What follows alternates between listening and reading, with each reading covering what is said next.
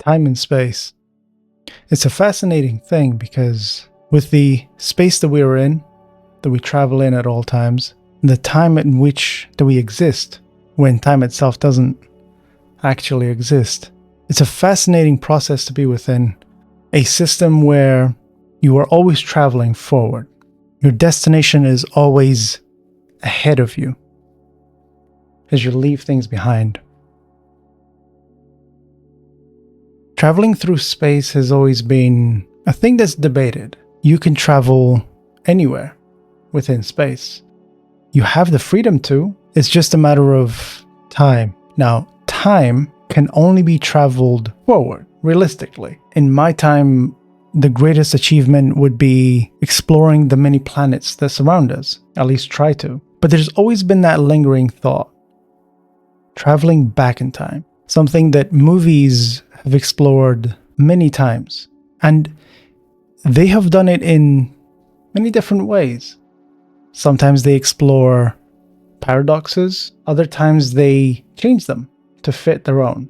With time, there are certain restrictions that you have, and there are certain things that we keep in mind, usually as a way to limit the types of things that we think about. When it comes to time travel, one of the main paradoxes that we worry about happen to be unaliving a grandparent, usually, unfortunately. Now, that process creates a little cycle, right? It's that idea that by them not existing, then you never existed. You going back in time never happened, so you never unalived them. And then that process then goes back around, and so on and so forth. So at every point, both things happen, and that can't work. It's a paradox that has been explored, again, in movies and so on. And it's something that is usually kept to. However, I don't think it's actually helpful to how we look scientifically, how we look at time, this process that we exist within. I think it's restricting our thoughts just a little bit more than it should. And I think I have a slight solution to time travel. Now, it's not by any means something that is unique to me. It's just a thought that I had. Now, the usual process that you have is the single timeline. All things that happen on that timeline will always happen from the beginning to the end, and things will stay that way at all times. A single line. Now, on that line, at any point, you may come up with time travel. You have suddenly invented it, assuming it's a device that you walk through, like a doorway, or a device that you actually take with you. Whichever way, this process will work. You step in, you prepare yourself, the doors close.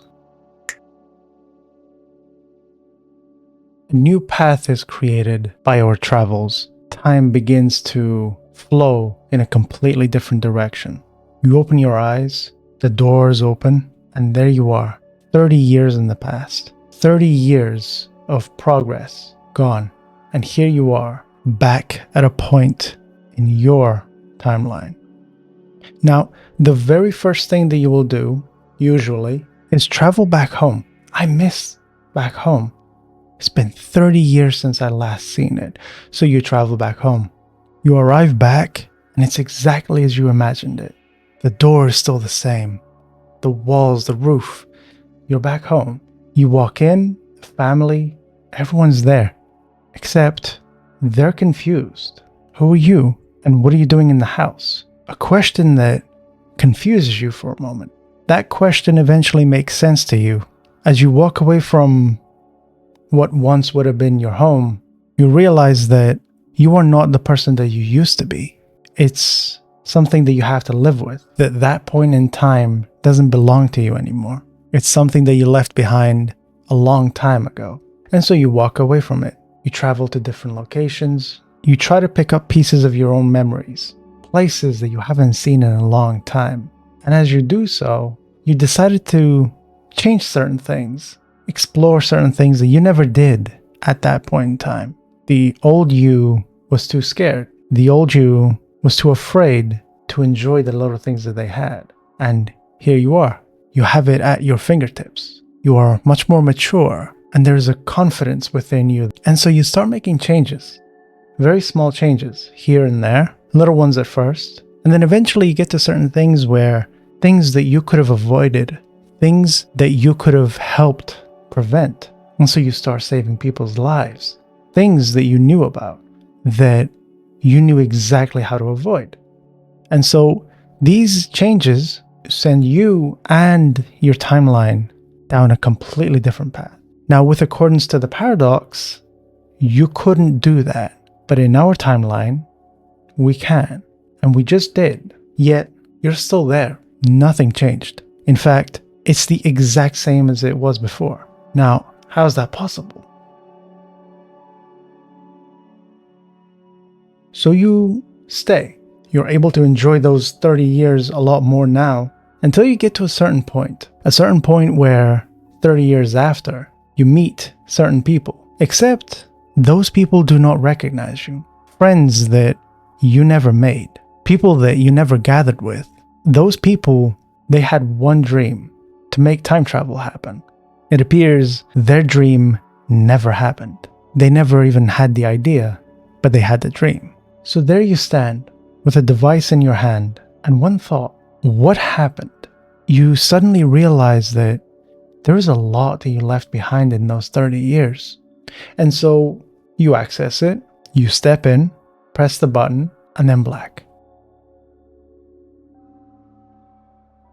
You arrive at the point that you traveled from, except you don't. You see, the point that you came from, you don't have access to that anymore.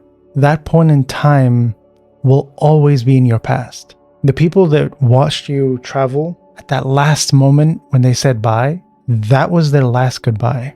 They will never see you again. They didn't know that, and neither did you.